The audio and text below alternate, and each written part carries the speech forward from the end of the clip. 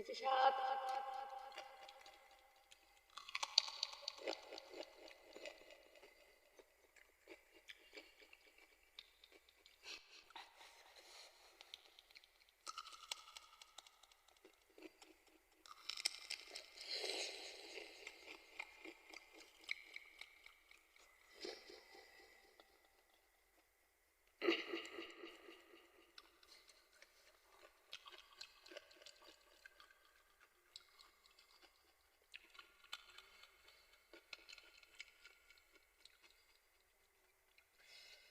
তো গাইস আমার খাওয়া শেষ।